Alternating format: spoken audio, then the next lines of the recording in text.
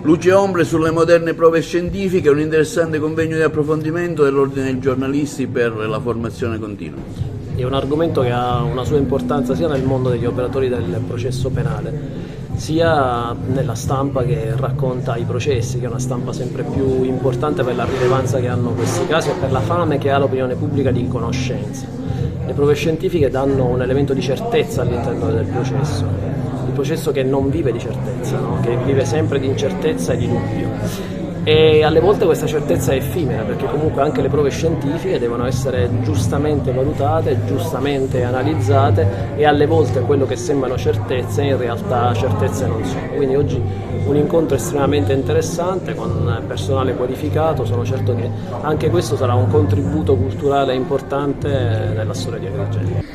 Le moderne prove scientifiche devono fare i conti con la procedura, evidentemente. Noi abbiamo avuto quest'anno una riforma epocale del codice di procedura penale con la riforma del ministro Cartabia, e con queste nuove norme evidentemente le prove scientifiche devono anche fare i conti, quindi con la tempistica delle indagini, con la possibilità oggi non esistente prima della retrodatazione, quindi la inutilizzabilità eventualmente di indagini fatte fuori termine, perché la Corte Europea dei Diritti dell'Uomo per cui ha bacchettato spesso l'Italia sul fatto che molto spesso vi era una stasi delle indagini che duravano un po' troppo tempo, e allora in questo senso la Cartabia è intervenuta perimetrando in maniera molto più puntuale il tempo delle indagini, che non può essere infinito e non vi deve essere una stasi. Tutto questo ha un effetto anche sulla ricerca delle prove e sui mezzi di prova, evidentemente, perché ci potrebbe essere poi una area di inutilizzabilità delle prove scientifiche se fatte fuori termine.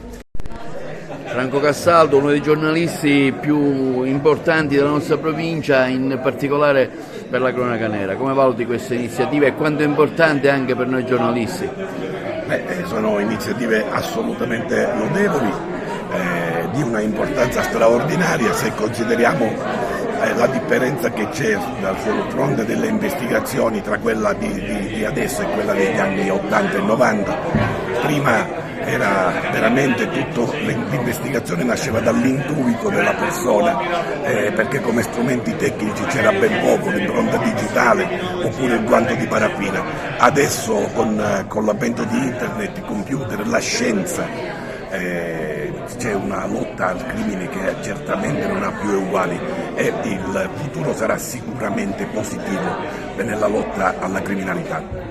Generale Garofano, neanche qualche giorno fa, a pochi chilometri da qui, è intervenuto il vice capo della Polizia di Stato Vittorio Rizzi nell'evidenziare come ormai diventi difficile indagare nonostante le nuove tecnologie, e anche con le moderne prove scientifiche ci sono le stesse difficoltà. Ma è chiaro, l'indagine è sempre una questione di professionalità, di capacità, di esperienza. La prova scientifica ha certamente dato maggiori strumenti all'investigatore, ma rimane sempre l'intuizione dell'uomo e la capacità soprattutto di lavorare in team. Questo spesso non accade, e gli errori che si fanno, soprattutto nei primi accessi, come oggi dirò, pesano terribilmente, penalizzano in maniera terribile poi quello che sarà l'indagine prima e il processo poi, ed è questo che dobbiamo discutere affinché si possano migliorare queste competenze già da quel primo momento di arrivo sulla scena da parte dei soccorritori o delle prime pattuglie. Le inchieste televisive aiutano? Ma quando è buon giornalismo investigativo assolutamente sì. Non a caso si chiama giornalismo investigativo. L'importante è che non vadano oltre, che non ledano la privacy delle persone, che non offendano né indagati né imputati né tantomeno le persone offese.